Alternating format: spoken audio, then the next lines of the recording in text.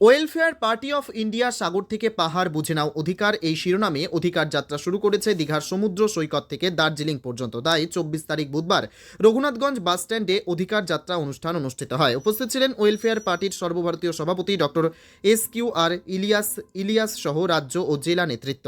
এদিন বিজেপি, তৃণমূল কংগ্রেস, সিপিএমকে তুলোধনা করে বক্তারা বলেন, মানুষ তাদের অধিকার পায়নি, পুঁজিপতি কর্পোরেট কাছে দেশ বিক্রি হয়ে যাচ্ছে। দেশে সম্পদের পাহাড় থাকলেও সমবন্টনের জন্য দরিদ্রতা বাড়ছে, গরিব আরও গরিব হচ্ছে।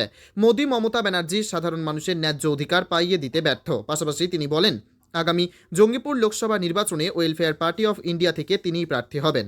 এলাকার মানুষকে আবেদন করেছেন জঙ্গিপুরবাসীর সার্বিক উন্নয়নের স্বার্থে বিপুল ভোটে জয়ী করার আর্জি জানান। জঙ্গিপুর থেকে তরিকুল শেখের রিপোর্ট, জঙ্গিপুর টিভি। देखिए, ये हमारी अधिकार यात्रा निकल रही है जो पूरे बंगाल को कवर कर रही है। हम बुनियादी तौर पे ये बात कहना चाहते हैं कि 75 साल हो गए देश को आज़ाद हुए, लेकिन अभी तक के लोगों के जो मूल समस्याएं हैं वैसे ही बाकी हैं। एक छोटा सा तबका है जिसका विकास हुआ है। मेजॉरिटी के लोग जो हैं अभी भी गरीबी के स्तर से नीचे ज़िंदगी गुजार रहे हैं या बहुत ही पैथेटिक कंडीशन के अंदर है। वेलफेयर पार्टी ये कहती है कि हमने सत्ता परिवर्तन करके देख लिया। 30 साल हमने कांग्रेस को दिए, 34 साल वामपंथियों को दिए और पिछले 13 साल से जो है तृणमूल कांग्रेस जो है सत्ता में, लेकिन कोई परिवर्तन नहीं हुआ। हम ये कहते हैं कि हम सत्ता परिवर्तन में विश्वास नहीं रखते हैं, हम व्यवस्था परिवर्तन चाहते हैं। और हमारी व्यवस्था में परिवर्तन ये हम लाना चाहते हैं। हमारा मानना ये है कि स्टेट का पहली बेसिक रिस्पॉन्सिबिलिटी ये है कि समाज के हर वर्ग, हर आदमी की जो बेसिक और मूल समस्याएं हैं उसको हल किया जाए। मूल समस्याएं क्या है? रोजी रोटी, मकान, स्वास्थ्य की चीज़ें और शिक्षा, ये रोजगार, ये 5 चीज़ें हैं, 5-6 चीज़ें हैं। सरकार की रिस्पॉन्सिबिलिटी है कि इसको हल करें। हमारे पास में रिसोर्सेज की कमी नहीं है। देश जब आज़ाद हुआ था उस वक्त हमारा GDP देखिए और आज हमारा GDP देखिए, बहुत चेंज आया है। लेकिन ये पूरी दौलत, ये जो हमारा रिसोर्सेज हैं वो सिर्फ चंद हाथों में चले गए हैं। जो पूंजीपति लोग हैं, जो कॉरपोरेट हैं, उनके पास पूरी संपत्ति जमा हो गई है और बड़ी आबादी जो है वो वंचित है। तो हम ये चाहते हैं कि जब तक बदलाव नहीं होगा, जब तक के व्यवस्था के अंदर परिवर्तन नहीं होगा, उस वक्त तक के समाज की जो मूल समस्याएं वो हल होने वाली नहीं है। कोई भी पॉलिटिकल पार्टी समाज के अंदर कोई बदलाव लाना नहीं चाहती।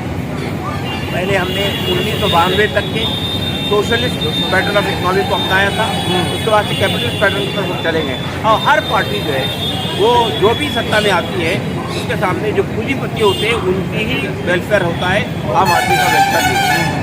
तो ये हमको बाकी जो सेंसिटिव और इमोशनल सेंसेशनल इश्यूज होते हैं उसको उलझा दिया जाता है। कभी पुलवामा हो जाता है, कभी हिंदू मुस्लिम खड़ा किया जाता है, कभी मंदिर मस्जिद का इशू खड़ा कर दिया जाता है, कभी इसी तरह के उलझावों में डालकर हमें अपनी बुनियादी मूल समस्याओं से दूर करके वोट ले लिया जाता है और फिर उसके बाद फिर हमारा शोषण होता है। हमारा मानना ये है कि जब तक दिल्ली जाए सत्ता परिवर्तन के बजाय व्यवस्था में परिवर्तन नहीं होगा तो तब तक कोई चेंज नहीं आती है। वेलफेयर पार्टी ऑफ इंडिया व्यवस्था परिवर्तन करना चाहती है।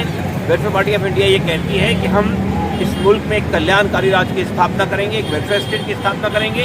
हम यहाँ की जो लोकतंत्र है, यहाँ की जो डेमोक्रेसी है उसको पार्टिसिपेटरी बनाना चाहते हैं। एक गरीब से गरीब आदमी मणिपुर में बैठा हुआ हो, आसाम में बैठा हुआ हो, त्रिपुरा में बैठा हुआ हो, बंगाल में बैठा हुआ हो या देश के किसी भी प्रांत का आदमी हो, कितना ही गरीब क्यों ना हो, उसकी आवाज़ भी पार्लियामेंट में सुनी जानी चाहिए, उसकी आवाज़ भी असेंबली में सुनी जानी चाहिए। जंगीपुर में लोकसभा आगे है तो आप क्या मैसेज देना चाहते हैं?